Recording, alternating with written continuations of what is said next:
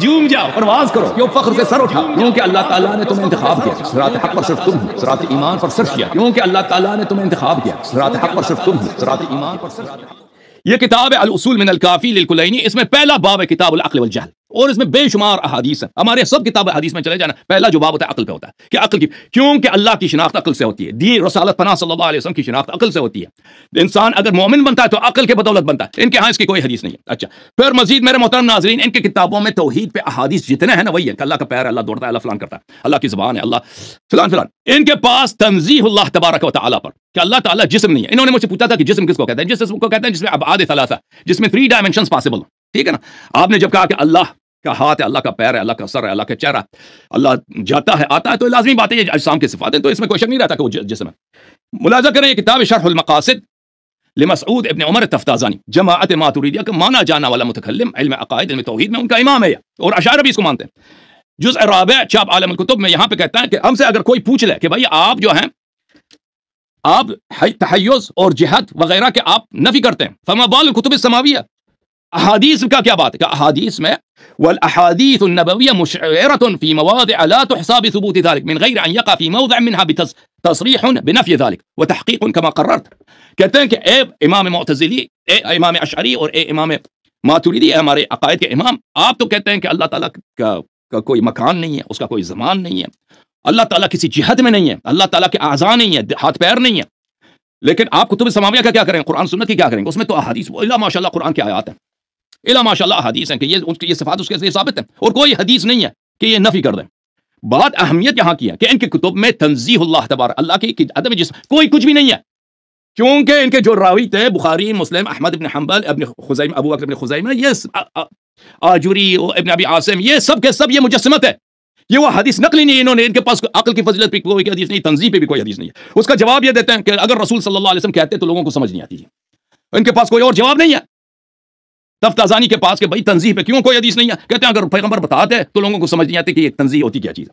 پھر یہاں پہ یہ ابو حامد غزالی جو بہت بڑا متکلم ہے جماعت مخالفین کا، اس کا رسالہ ہے علم کلام میں صفحہ نمبر 40 میں، اس سے بھی یہ سوال کیا جاتا ہے، وہ بھی یہ جواب دیتا کہ بھائی اگر تنزیہ میں ہمارے پاس حدیث ہوتی تو کسی کو سمجھ نہ آتی۔ اس کے مقابلے میں آپ ہمارے کتب بڑی پڑی ہیں جی تنزیہ میں، دیکھیں ہم نے عقیدہ لیا، کیوں جماعت مخالفین سب اشاعرہ، سب معتزلہ، سب ماتوریدیہ، سب کے سب عیال ہیں شیعہ کے، انہوں نے توحید شیعہ سے کیا، کیوں؟ کیونکہ شیعوں کے پاس الحمدللہ شیعہ نے اہل بیت طاہرین علیہم السلام سے توحید سیکھا۔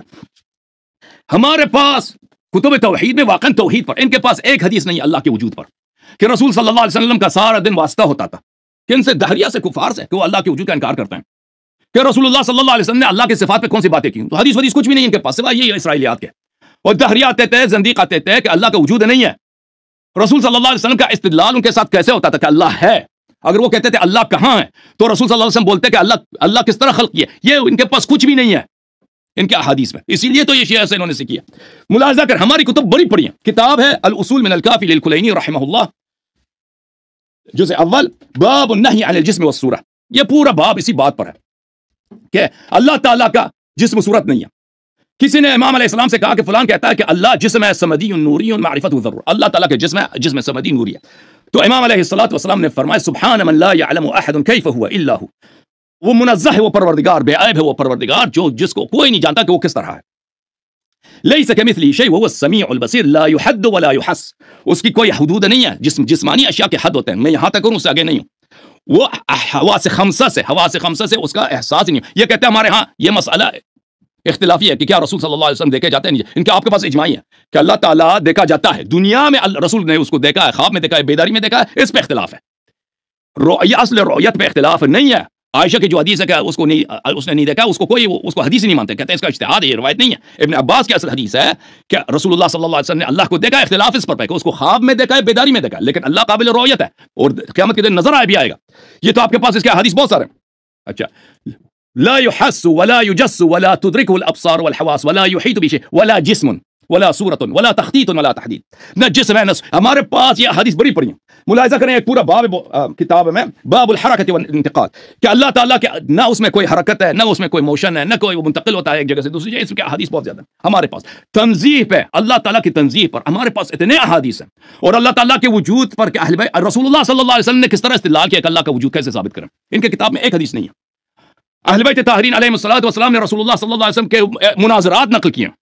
اہل بیت طاہرین علیہم السلام کے اپنے مناظرات ہیں، ایتھیسٹ کے ساتھ، دہریوں کے ساتھ، کرسچنز کے ساتھ، دوسروں کے مشرکین کے ساتھ، الا ماشاء اللہ. اور اللہ کہاں ہے، کس طرح خلق کیا، کیف خلق کیا، یہ سب ہمارے پاس موجود ہے الحمدللہ رب العالمین. تو آپ جو کہتے ہیں، فرماتے ہو نا شیخ صاحب کہ ہم کیا کریں، مجبوری ہے کہ ہمارے حدیث میں آیا ہے یہ چیزیں. تو آپ نے حدیث کن سے لیے نا، آپ نے جس کو رسول صلی اللہ علیہ وسلم نے حکم دیا تھا کہ حدیث ان سے لے لو، دین ان سے لو، ان سے تم نے اخذ نہیں کیا. تم نے اخذ کیا ہے کن سے؟ ان لوگوں سے جو اسرائیلیات کو آپ کو سکھا دی ان لوگوں نے.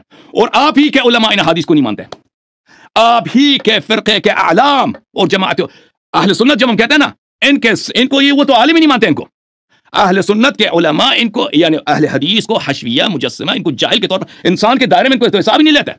آپ فخر رازی کے کتب میں جائیں، اکابر اشاعرہ سیوطی کے کتب میں چلے جائیں، ابن حجر عسقلانی کے کتب میں چلے جائیں، یہ جو افاضل ہیں، اکابر ہیں آپ کے فرقے کے، آپ کا ہر عالم ان کے علوم، ان کے تصنیفات کے محتاج ہے. وہ تو اہل حدیث کو انسان کے دائرے میں حساب نہیں کرتے، ٹھیک ہے نا. اور ان حدیث کا بالکل وہ اعتقاد نہیں رکھتے، وہ ان کے حدیث کے سے گزر جاتے ہیں، اس کو کوئی ٹچ ہی نہیں کرتے. بھائی آپ ہیں ایک واحد فرقہ عالم اسلام میں جو اس مصیبت میں پھنس گئے، ان کے پاس احادیث بھی آ گئے، انہوں نے ان کی تصحیح بھی کر دیا، اور اس سے جو عقیدہ لازم آ جاتا ہے، وہ عقیدہ کس کا بن جاتا ہے؟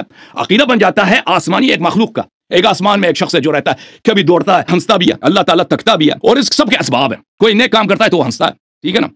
کوئی اللہ مسجد کی طرف جاتا ہے تو آرام سے دوڑتا ہے، کوئی تیز مسجد کی طرف جائے تو وہ اسپیڈ سے دوڑتا ہے، اور اگر کوئی بندہ تک جائے تو وہ تک جاتا ہے.